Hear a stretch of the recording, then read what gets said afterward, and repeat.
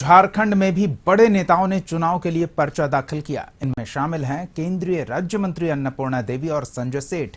रांची और कोडरमा दोनों सीट पर एनडीए का सीधा मुकाबला INDI अलायंस से है। बीजेपी उम्मीदवारों के नामांकन में उत्तराखंड के मुख्यमंत्री और उत्तर प्रदेश के डिप्टी सीएम मौजूद रहे। नामांकन के बाद जनसभा हुई और रिकॉर्ड जीत का दावा किया गया। देश में 2 चरण का मतदान खत्म हो चुका है, लेकिन झारखंड में पहले चरण की वोटिंग 13 मई को होगी और अब यहां राजनीतिक हलचल तेज हो रही है। उम्मीदवारों के नामांकन का दौर जारी है। राजधानी रांची की हाई प्रोफाइल सीट पर बीजेपी उम्मीदवार संजय सेठ ने नामांकन का पर्चा दाखिल किया, जिसमें शामिल रहे उत्तराखंड के मुख्यमंत्री पुष्कर सिंह धामी। पहले रांची में रोड शो के जरिए शक्ति प्रदर्शन हुआ और फिर संजय सेठ पहुंचे नामांकन करने। इस दौरान नारा लगा 5 लाख से ज्यादा वोट से जीत का। वैसे छात्र है ना कि साल भर पढ़ते हैं और जब एग्जाम आता है तो बिना टेंशन, प्रधानमंत्री नरेंद्र मोदी ने क्या कहा, जब एग्जाम आए तनाव मुक्त, स्ट्रेस फ्री को एग्जाम दो। तो हम स्ट्रेस फ्री तनाव मुक्त होकर अपना एग्जाम की तैयारी कर रहे हैं। बहुत सारे छात्र ऐसे होते हैं साल भर पढ़ते नहीं, क्लास बंक करते हैं और जब एग्जाम आता है तो बगले झांकते हैं, गेस्ट पेपर का देखते हैं, तो परिणाम भी वैसा आता है।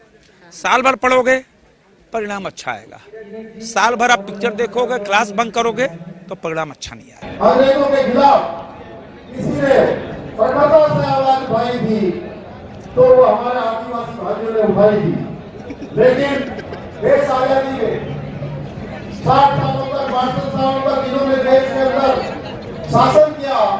जिन्होंने भारतीय जनता पार्टी ये एकमात्र राजनीतिक दल है जो आज भी नरेंद्र मोदी जी के नेतृत्व में, जिसने हर वंचित वर्ग के विकास का पीड़ा उठाया, एक संकल्प लिया, हर वर्ग के उत्थान के लिए काम किया।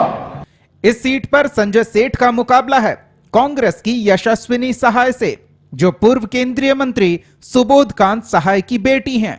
सुबोध कांत सहाय रांची से सांसद रह चुके हैं, लेकिन 2019 के चुनाव में बीजेपी के संजय सेठ ने उन्हें बड़े अंतर से हराया था। संजय सेठ को 7,06,000 वोट मिले थे और उन्होंने बड़ी जीत दर्ज की थी, जबकि सुबोध कांत सहाय को 4,23,000 वोट मिले थे।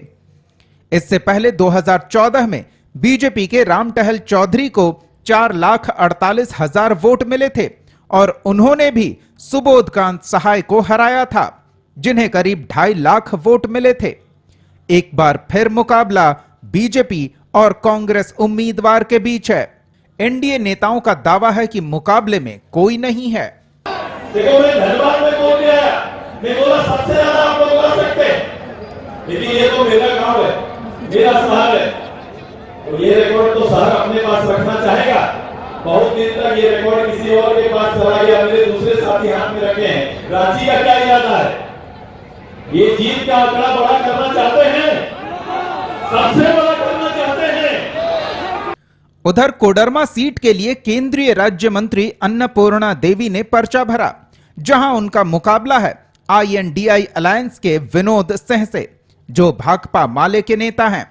नामांकन के लिए कोडरमा से गिरिडीह रवाना होने से पहले अन्नपूर्णा देवी अपने पति रमेश यादव की समाधि स्थल पर गईं और इसके बाद जनता का आशीर्वाद लिया। पहले नामांकन किया और फिर जनसभा हुई। नामांकन के समय उत्तर प्रदेश के डिप्टी सीएम केशव प्रसाद मौर्य भी मौजूद रहे। अन्नपूर्णा देवी ने भरोसा जताया कि जनता ने पहले विधायक बनाया, फिर सांसद और एक बार फिर उनका आशीर्वाद मिलेगा। उनके द्वारा लगभग 30 वर्षों से उस पर कोई ध्यान नहीं दिया गया और आज ये पूरे लोकसभा के अंदर देखें तो शायद सबसे ज़्यादा उसी विधानसभा क्षेत्र का है जो बाहर में काम करने हैं। और बाहर जो काम करने वाले मजदूर हैं, जब कभी भी आवश्यकता होती है निश्चित तौर पर उनके लिए आवाज़ भी उठाते हैं और उनको सहयोग समर्थन। रोड के पैसा पर जमा करने के लिए खाता तो वो लोग खोल रहे हैं, मुख्यमंत्री खोल रहे हैं, उनके लोग खोल रहे हैं। और भारतीय जनता पार्टी एनडीए गठबंधन पहले भी झारखंड के 12 लोकसभा सीटें जीती हुई, इस बार 14 लोकसभा सीट और गांडे की एक विधानसभा सीट जो उपचुनाव हो रहा है, यानी 14+1 विधानसभा भारतीय जनता पार्टी या गठबंधन इस बार जीतेगी और उसकी हम सब लोग तैयारी करेंगे। अन्नपूर्णा देवी से एक दिन पहले INDI अलायंस के उम्मीदवार विनोद सिंह ने पर्चा दाखिल किया। CPI ML नेता विनोद सिंह बगोदर से विधायक हैं और उनके नामांकन के समय INDI अलायंस ने पूरी एकजुटता दिखाई। पूर्व मुख्यमंत्री हेमंत सोरेन की पत्नी कल्पना सोरेन भी नामांकन के दौरान मौजूद रहीं। अन्नपूर्णा देवी 2019 के चुनाव के ठीक पहले बीजेपी में शामिल हुई थीं और तब JVM अध्यक्ष बाबूलाल मरांडी को हराया था। अन्नपूर्णा देवी को 7.5 लाख से ज्यादा, जबकि बाबूलाल मरांडी को 2,97,000 वोट मिले थे। लेकिन INDI अलायंस का दावा है कि इस बार बाजी पलट जाएगी। इस चट्टानी एकता को हम लोग वोट में परिणत करना है, वोट में हम लोग बदलना है कि एक एक परिवार को जिम्मा लेना है। ये तानाशाही सरकार भारतीय जनता पार्टी जो केंद्र में बैठा हुआ उसको हर हाल में रोकना है। ये भारत वासियों के लिए, सभी समुदाय के लिए। आम आदमी अगर विरोध की बात कर रहा है, संघर्ष की बात कर रहा है, मजदूरी की बात कर रहा है, एक मई है, अब पलायन की बात कर रहे थे, मनरेगा की मजदूरी झारखंड में सबसे कम है, कभी केंद्र की कोई चिंता नहीं है सर। लेकिन उसके बावजूद लोग इन तमाम दमन के बावजूद जो है, जो भाजपा की कोशिश है कि लोगों को बैक कर दिया जाए, वो लोग निकल के आ रहे हैं। आज आप देख रहे हैं कल्पना सोरेन जी भी तमाम कोशिशों दबावों के बावजूद पूरे झारखंड के लोगों में निकल करके आ रही है। बताइए, जिस केस पे हेमंत जी को अंदर किया गया है वो जमीन अपने में ही बुनियादी है। बुनियादी का मतलब मुझे आप लोगों को समझाने का जरूरत नहीं है। वो जमीन न खरीदी जा सकती न बेची जा सकती है। सो इसी आधार पे आप ही पता लगाइए कि अगर ये बेची नहीं जा सकती है तो उसमें हेमंत जी का नाम आप कहाँ से जोड़ दीजिए। और जहाँ दूसरी बात आती है कागज की, तो कागज अपनी निकाल के दिखाइए कि जहाँ पे लिखा हो कि ये जमीन हेमंत सोरेन की है।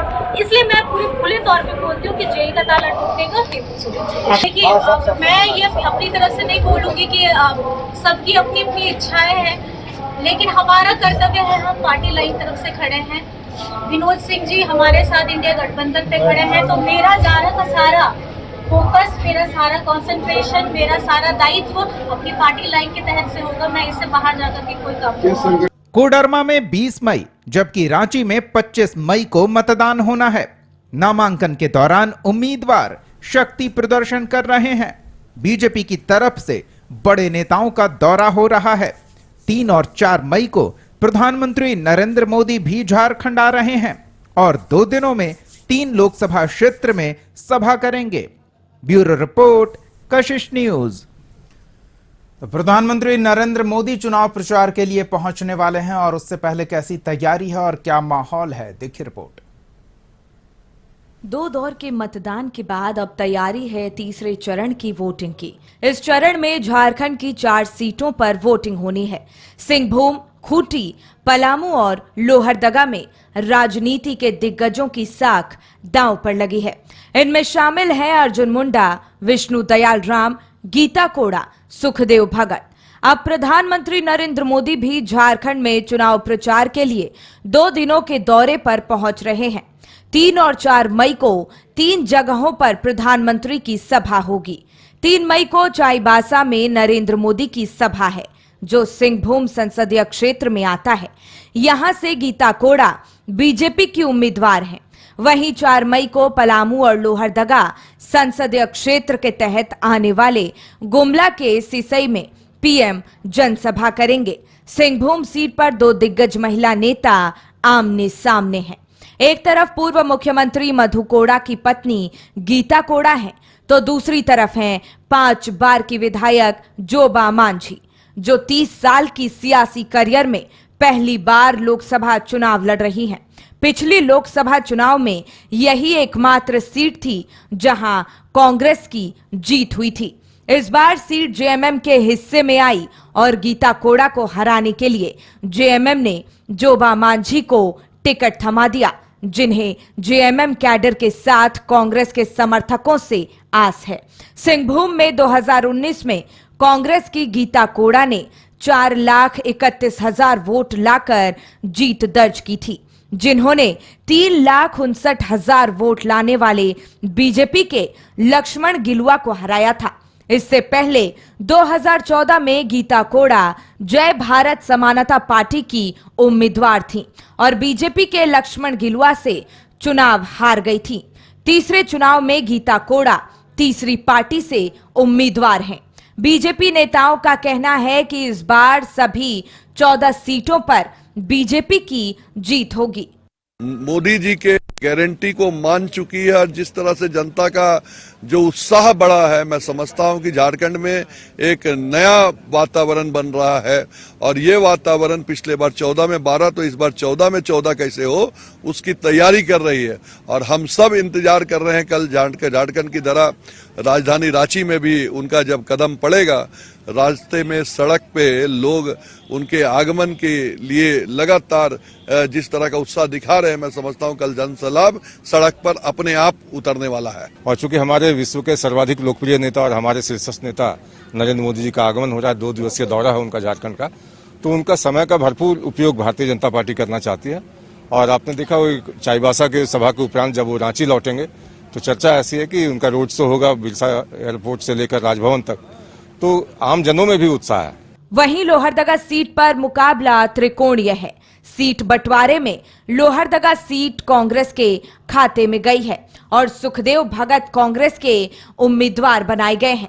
यहां से बीजेपी ने समीर उरांव को टिकट दिया है, जिससे लोहरदगा सीट पर मुकाबला त्रिकोणीय हो गया है। चमरा लिंडा ने मुद्दा बनाया है कि सरना धर्म कोड और आदिवासियों के साथ न्याय का पिछले 2 लोकसभा चुनाव में लोहरदगा सीट पर कांग्रेस उम्मीदवारों ने बीजेपी को कड़ी टक्कर दी है। 2019 में बीजेपी उम्मीदवार सुदर्शन भगत और कांग्रेस के सुखदेव भगत के बीच आमने सामने की टक्कर हुई थी। तब मोदी लहर के बावजूद सुदर्शन भगत सिर्फ 10,000 वोट की बढ़त हासिल कर पाए थे। वहीं 2014 में बीजेपी के सुदर्शन भगत ने 2,26,000 से ज्यादा वोट हासिल कर जीत दर्ज की थी, तो कांग्रेस के रामेश्वर उरांव 2,20,000 वोट लाकर दूसरे नंबर पर रहे थे।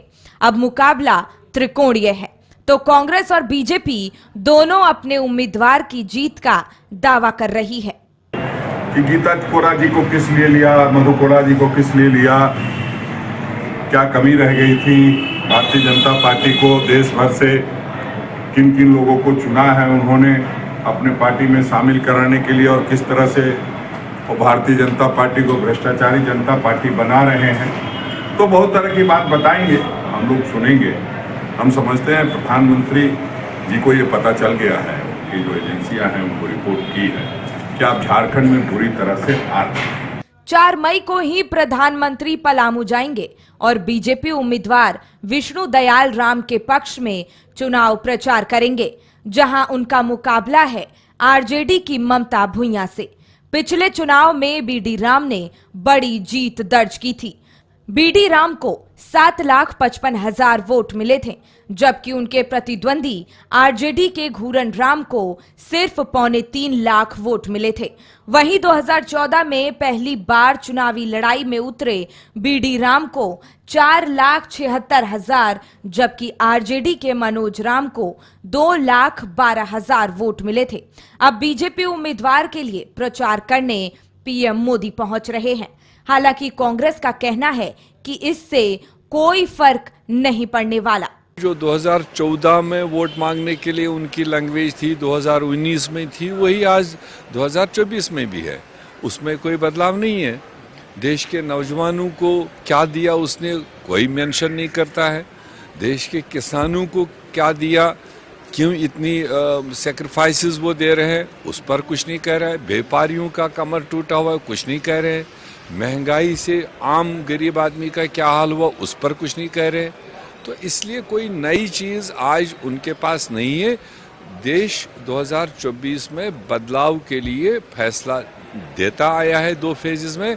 आने वाले 4 फेजेस में भी आप देखेंगे देश बदलाव की ओर जा रहा है। 13 मई को झारखंड की जिन 4 लोकसभा सीटों पर वोटिंग होनी है, इसी दिन सिंहभूम, लोहरदगा, खूंटी और पलामू में मतदान होगा।